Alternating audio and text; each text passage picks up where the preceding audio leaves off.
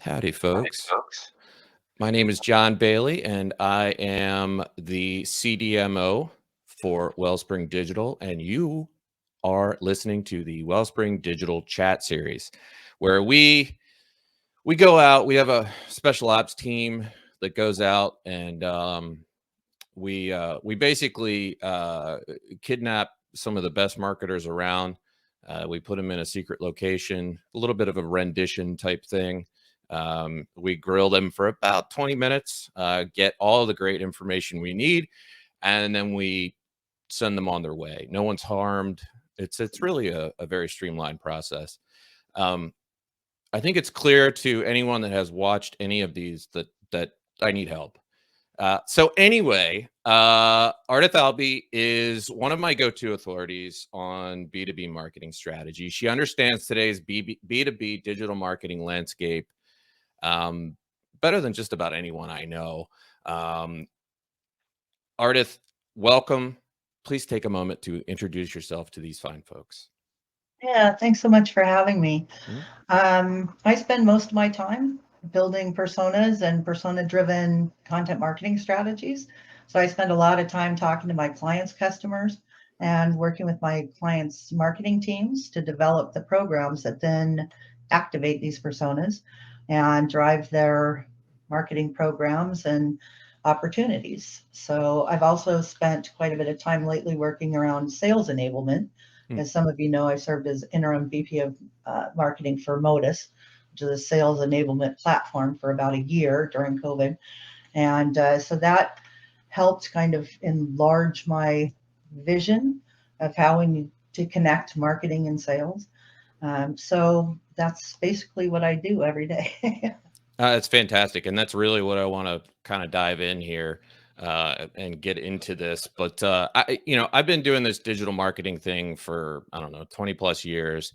And for as long as I can remember, your name makes it to just about every single list of top female marketers that comes out. And personally, I think it should just be top human marketers. So I want to pick your brain about B2B marketing strategy. And what it looks like today. So, are you ready? I am. We only have 20 minutes. Well, you could stretch it out. No, talk as long as you like. Don't hold back. Let us know every good little piece of information that's sort of swimming around in there. So, speaking of buyer personas, I interviewed Adele Ravella, who is the founder of the Buyer Persona Institute. I'm sure you know her well. She had a bit of a rant, which I will link to in here, about what a buyer persona is and what a buyer persona is not. I would love to hear your definition of a buyer persona and maybe some insight into how it fits into today's B2B marketing landscape. Yeah, well, Adele is a good friend of mine, and her rant is basically my rant. I'm sure. And I'll tell you a couple of things. I've been developing personas for, geez, I don't know, since 2005, I think. And so hundreds of them, literally. Sure. And every client who's come to me, or almost every single one, has said, "Hey, no problem. We've got buyer personas, right?" And I say, "Great, send them to me." Only one time did a client have personas that were actually usable. If that tells you how askew this whole persona concept is. And so the biggest problem I have with it is the way personas are talked about and the way they're thought about. And you see this fictional character thing come up time and again. Well, when you build personas like I do, like Adele does, they're based on conversations with actual buyers and customers and their phrasing and their insights. And you can get way deeper than, yeah, they're focused on increasing revenues. Well, what the heck does that really mean? What do you do with that? Right. You know? And so you need to get specific. And the whole point of buyer personas, in my perspective, is to create a composite sketch of who your buyers are. And as marketers, you need to think about the fact that most of the time, unless we have the resource to do really targeted one-to-one ABM, we are marketing to a large swath, a target market, right? A segment. And so what we're looking for are all the commonalities that apply, right? We can't address those individual little nuances in every communication. But what we can do is say, okay, given the fact that we've talked to 25 or 30 of these people, what we see that's similar across all of them are these particular things. Right. And then you've got a place to focus where your chance of being relevant goes way up, right? And so that's really what you're looking for when you're building a persona, is not assumptions. I mean, how many times have you sat in a marketing team meeting and somebody pipes up and said, I would never read that? Well, Right. cool for you, pal, but you're not the buyer. Yeah. I have a client right now who I go through this battle with every single time, and she says, that's not appealing to me. And I'm like, you are so night and day from who we are trying to attract. It doesn't matter. Stop it, Exactly.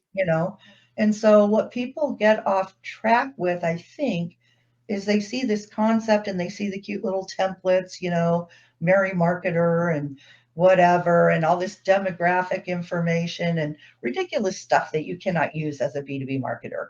What you want to know about is their professional role, what they care about, what they're responsible for, what's relevant to them, in order to properly engage them. And so, I think that personas have gotten off track, but I think the other glaring issue is people don't know how to use them. Right. So they check the box and go, okay, we have these cute little persona templates, file them away, and back to whatever they're doing. And that's not the point. But, as things have changed and buyers have really taken control over their buying process, they're pushing people back, saying, we are going to self-educate, we're self-driving our experiences. If you don't know about them, how in the heck are you going to engage them from arm's length, right? You've got to get them engaged in your content, your thinking, the ideas of your company, all of those kinds of things, in order to get them to think, I need to talk to these people Right. to go further, right? And we can't do that if we don't know who they are.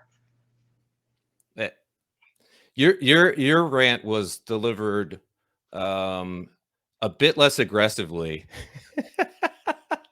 I'm just getting warmed up. All right, fair enough.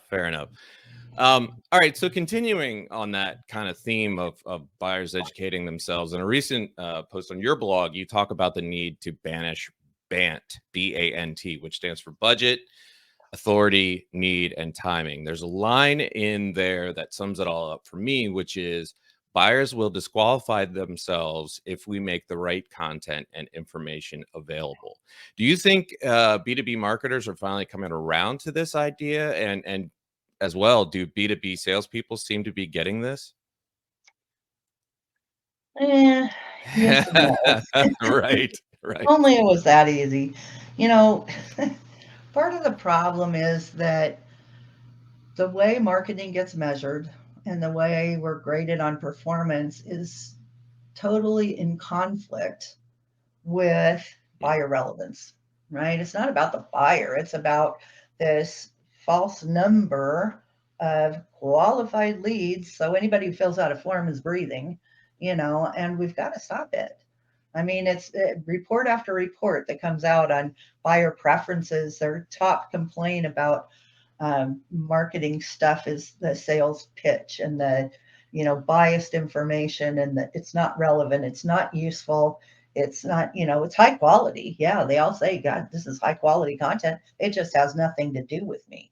It's not helping me. It's not, so my inbox is still filled every day with emails from salespeople saying, just following up, have you thought more about this? Could we talk? And there's no stream attached to it. And I'm like looking at this email going, thought more about what? I get 300 emails a day. I hit delete most of them. So have I thought about what? They're adding no value. And so we've got to be more thoughtful, and that comes from understanding our buyers. In fact, the thing that was interesting to me in Forrester's 2022 predictions is that our personalization attempts are going to fail due to a lack of buyer insights, which leaves us where exactly, And so I think we've got to give them the information, buyers, the information that they need in order to make advancement in their thinking in order to rule us out or rule us in. I spend a lot of time on LinkedIn because I run social media for some of my clients, and I see conversation after conversation where people are piping up about how irritated they are that they have to actually qualify themselves to get a demo. They have to go through a discovery process. We just want to get a question answered. We just want to get some information, which Right. isn't on the website. So they need to go through this thing to talk to a sales rep, but they have to go through this qualification process, hence my rant about BANT.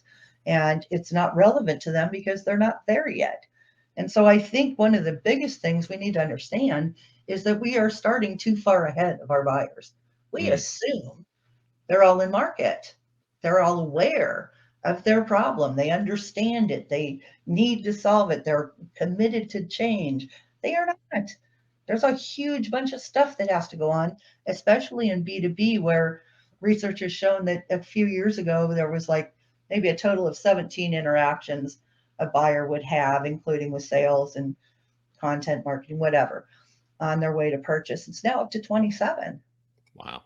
So that's a lot. Think about how much that is. And they Yeah. spend a smitten of that time with us, in sales conversations. So marketers have to step up to the table. And if we can get the information out there, then we can develop leads that are truly qualified because they want to talk to us. They have the information. It's not like they're going to get on a call and go, oh, so that's what you do?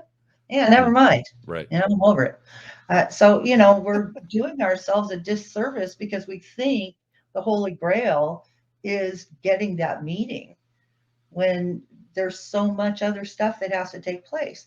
Marketing has this huge opportunity. It's really exciting to me that Sure. we can now impact the buy process, the whole customer life cycle from end to end, right? And support that and give air cover to everything else that's going on, but mostly to our buyers. Yeah, I mean, and continuing with that, and I think this is where you're heading is in the same post you talk about replacing BANT with PVEC, PVEC, problem, value, engagement, and change. And I can really see an entire content effort driven around just addressing various stages of a buyer's problem. So, in some ways, with this focus, do you think B2B marketers are now able to shape the buyer experience better that before a salesperson ever would talk to a buyer? And I mean, it sounds like yes, but I'd love to hear more from you on this. Yeah, I think that's definitely what we should be doing. Hmm. Part of the issue we have is time constraints, right? Everybody wants marketing to produce results immediately. And the thing that's always interesting to me, I worked for a client that had a 3-year sales cycle, and their executive team wanted to see results in a quarter. Well, how does that even go Right. together? You know what I mean? Most of us in tech Just do the sales have numbers. 6 months, Yeah. and we can't just produce instant results. And if we do, we're getting that low hanging fruit that was already in market and done their research. But the fact of the matter is that somewhere along the line, companies started looking at marketing as an extension of sales. Hmm. And marketing isn't sales or shouldn't be sales. Hmm. Marketing is positioning, education, building relationships. We are not in the business of sales in B2B, at least for complex sales. We have a whole job to do that supports what our buyers and customers need to know, how to help them advance their thinking, all of these different kinds of things going on. Sales job is selling, right? And closing the deals and that kind of thing, and helping when buyers get to the point they need to dive into the nitty gritty details and figure out how much disruption am I really going to face? Hmm. Can we really be successful with this? How does it really work? Those kinds of things. And so marketers have this huge responsibility to develop helpful content that's trusted and reliable, right? We've got to build that trust so that people will talk to our sales team. But the thing that's interesting to me, and I just wrote a post about putting humanness in content. A research study came out from the University of Florida, and what they wanted to do was find out what consumers thought about chatbots, Hmm. which sounds like totally off topic, but bear with me. No, I'm So with you. they, uh, they had some of the people interact with chatbots and some of the people interact with humans in a Mhm. chat experience. And 67% of the people could identify whether it was a human or a chatbot. I, 67. that's So, that's actually lower than I would expect, to be eh, honest with you. But right. But here's the thing. What made the difference for them, and they weren't all correct in their diagnosis here, but what made the difference for them was the feeling of humanness, the mm, perception that their experience was human. And when they felt that the experience was human, they felt better about the company because they figured it was obvious that the company had invested resource to understand them and be relevant in their conversation with them.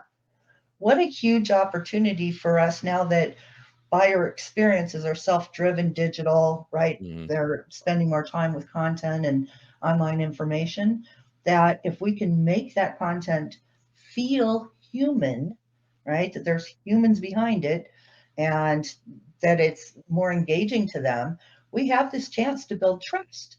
So the outcome of that research study was when they felt that their engagement was human, whether it was or not, it increased their trust because they felt like the company had made the investment to understand them. I think that's a huge opportunity for us if we really focus on the quality and understanding our buyers so we can create content that resonates with them, that's relevant to them, helpful to them. I, I I'm smiling because it reminds me of a conversation I had with Scott Stratton where because he's from Canada, I sort of bastardized a lyric from a Rush song, and the lyric was or my version was, all this machinery making modern marketing can still be open-hearted. It's really just a question of your honesty. So I think that's exactly what you're saying here. Um, and that's interesting because that's really a much different take from what at least the chatter I see about the machines. um that's a very interesting point because I think that that really frames it in a way that makes sure that marketers aren't engaging in ridiculousness, if for lack of a better term, Right. tomfoolery, if you will. So, Unfortunately, there's still quite a bit of that. yeah, yeah. So, now that buyers are driving much of their own qualification in the B2B sales process, it seems to me that any organization who isn't aligning and marketing and sales operations in terms of overall business outcomes, uh, you know, will be at a tremendous disadvantage over those who do. I mean, do you agree? And if so, how do you explain this to the C-suite, such that change can happen in an organization, especially an organization where they're old school and everything's siloed, and they just, if it ain't broke, don't fix it. Kind of, this is what we Yeah. do, and we like it. Yeah, well, it goes back to that uh, thing about how people look at marketing. And I have to say, just kind of as a lead into this, marketing is the only profession or role that everybody thinks they can do. I mean, seriously, you talk to your leadership team or Yep, whatever, yep, and they yep, all think yep. they all have an opinion. They think they know how to market. They would never try to tell a developer how to develop. They wouldn't tell the CFO how to balance the books, right? But everybody has an opinion about marketing and they think just go do that.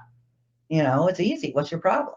That's But by awesome. the same token, as I mentioned earlier, the way we look at marketing is, and the way we measure performance is out of tune Mm, with the marketplace, what buyers want, all of those things.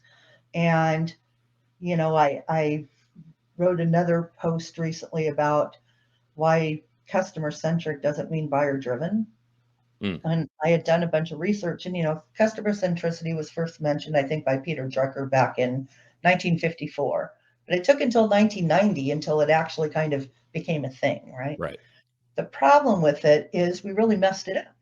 What we did was we said, okay, let's get to know our customers for the sole purpose so we can force them down the funnel to do what we want them to do, right? Right. We didn't do it by saying, let's get to know them so we can serve them and give them what they want. No, we said, let's get to know them so we can get what we want. Right. And we totally screwed this up. And so, part of what I'm working on now is this whole buyer driven experience kind of thing where we need to shift back. I mean, that one of the things I wrote about was, I'm sure we've all heard the story of Jeff Bezos putting a chair in the room to represent the customer, right? This empty Right. chair. So let's just say Buffy is in the chair. And so we say, hey, Buffy, what do you think about this great idea we're talking about here? Well, Buffy isn't really there. So how Right. is Buffy answering? Right. So it's really, yeah, we got the chair for the customer, but what's going to take over is the common thinking in the room, right? Mhm. They're all going to decide what Buffy thinks, but no input from Buffy. So how customer centric is that really? We fooled ourselves into thinking we're customer centric and we're not. And if we don't change that, I think, the companies that do are going to win. The companies that don't are going to be left in the dust.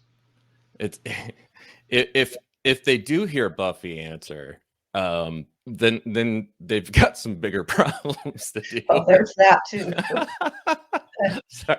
But yeah, but the other thing that, as far as convincing your C-suite is marketers need to learn to talk about business. We need Yes. to understand P&Ls. We need to understand how the numbers work, what profit and loss means, what margins mean. We need to spend time with our CFOs. We need to figure out how to talk about business objectives in a way that makes sense to our executive team. They don't care that we generated 500 leads last month. What does that mean? Hmm. You know, I mean, we need to be able to relate it to pipeline, to revenue numbers, to things that they care about and that are tied to business objectives, which a lot of campaigns are, when I talk to marketing, what's the goal of this campaign? And they'll say, well, we want to generate email addresses so we can build our database. Really? That's the goal. That's it. Really? What? And so, and it's because of the way they're measured, Hmm. right? So a form completion counts. Doesn't matter how irrelevant the thing is, and that's what I mean. There's just this whole fragmented approach to how we look at marketing. But in all fairness to the C-suite, marketers, enough of them do not understand how to talk about the financials and the business and the goals that the executive team cares about. It's funny. You keep giving these perfect lead-ins to my next question, and it's almost as if you had access to the questions in advance. So, I'm gonna have to look into that now. So, uh, you know, you're talking about metrics and you're talking about tracking and all of these things, and I would be remiss if I didn't talk about the importance of marketing automation in the B2B world. You wrote a post about nurturing lost opportunities that I think shines a bright light on the importance of your tech stack and your marketing efforts. So, do you think B2B marketers are using marketing automation effectively? I'm really curious to hear this answer. In other words, what's the state of marketing automation use in B2B marketing today? Well used or underutilized? And please expand and rant if you feel the need. Mm. Well, yeah, you opened a door on this one. Um, Let's go out with a bang. we'll start with the research and then I'll rant about Okay, it. cool. Perfect. I think it's around half of marketers that say they are utilizing more of their marketing automation system than as an email blaster. Mhm. Maybe. From what I've seen, not a lot. And so, I mean, a lot of the features of marketing automation sit there unused, such as lead scoring and, integrating with other systems so you can pull in different types of data. And I mean, let's face it, we can collect data from all over the place, but most Mhm. of us don't use it well. Right. And that's to our own detriment. On the flip side of that, people are now saying that because we have intent data and all this other data, we don't actually need to talk to customers anymore because we have so much data, we can tell whatever we need to know, which is a bunch of BS in my opinion, because data Right. will tell you what? It'll tell you what they did. It doesn't tell you why they did it, Right. or if they got what they wanted out of that, or whatever. There's no anything other than behavior activity monitoring going on with some of this so-called data. And so you can't just throw the baby out with the bathwater, and say, give me the easy button, this technology. But the other thing, and to move kind of beyond just marketing automation to the MarTech stack, I have a bunch of concerns about what marketers are doing. And at the rate they're buying technology, they're looking for that easy button rather than being strategic first and then thinking about what technology will help us improve on this or Amen, execute sister. even better. And Yeah. so, for example, one of the statistics that's just scared the crap out of me a couple of weeks ago was when I read a report that said 42% of marketers trust AI to personalize content in real time for their audiences. Okay. Now, if that doesn't Wow. frighten the hell out of you, but it scares the crap out of me because in the next paragraph, that same report said the majority of successful marketers say their top challenges is creating engaging customer experiences. Where how do these two things coexist in the same report? And Oh, that's so, awesome. the thing that kills me is that in report after report, what you see is all these priorities for, more engagement, higher quality leads, all this stuff at the top of the list, and down at the bottom of the list are personas or buyer insights or Right. customer insights or any of that stuff. Well, how do you get the stuff at the top of the list if you haven't done the foundation at the bottom? Sure. But the reason the AI thing scared the heck out of me is because AI can only serve up content that is in the system that exists. If you don't know your buyers and you haven't created the right content, how in the hell do you trust AI to personalize your content in real time? Garbage You in, know what garbage I mean? out. You got to feed the machine Yep. in order for it to work properly. And so I just sat there and looked at that and I thought, oh my God. And then you see these reports where marketers are going to go out and spend more money on more technology. And Scott Brinker just released that bizarre report where we're like over 9,000 MarTech solutions now or something. And, marketers are going to go buy more of it. But instead of creating the strategy and the foundational resources they need to actually have this technology work for them, they're relying on the tech to do it for them. Right. There's a disconnect here that I'm just missing somewhere, and I don't quite understand it. Do you know what? Well, I think you hit the nail on the head. It's the easy button. Everybody's trying to automate themselves out of critical thinking and hard work.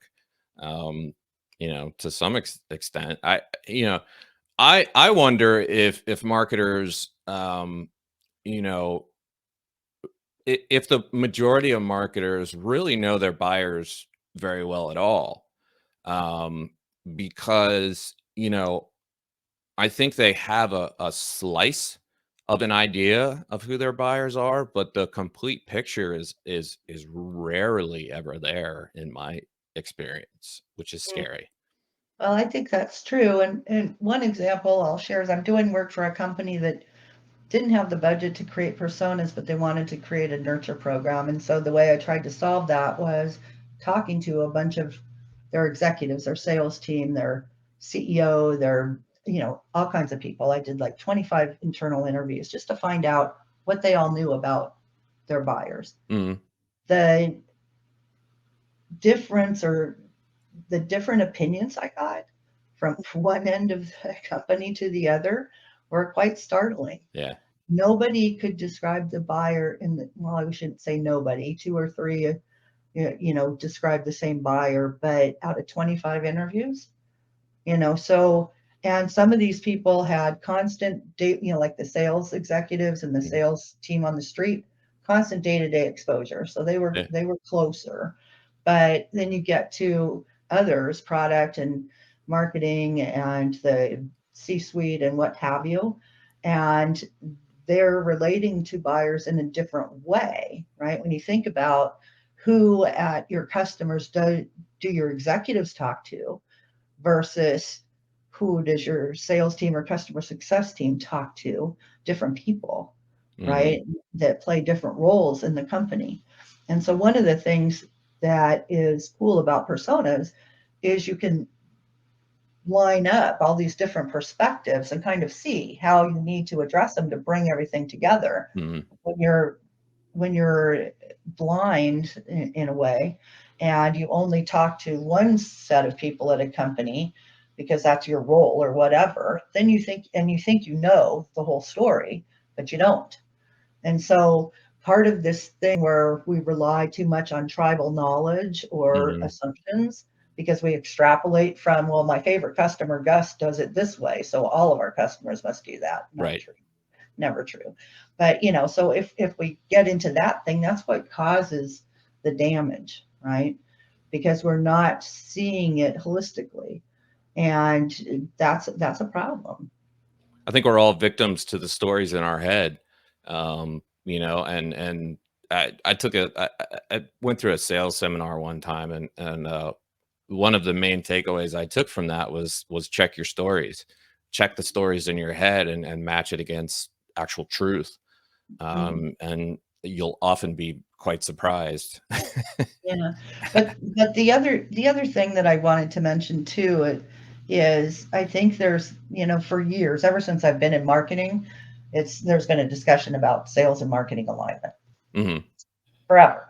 And but I think that what we're seeing now is buying is no longer linear, Right. right? So people come in and out, and there's this big spaghetti chart, that Gartner put out, and all these things, and you Scott can see Stratton it. calls it the sales cloud.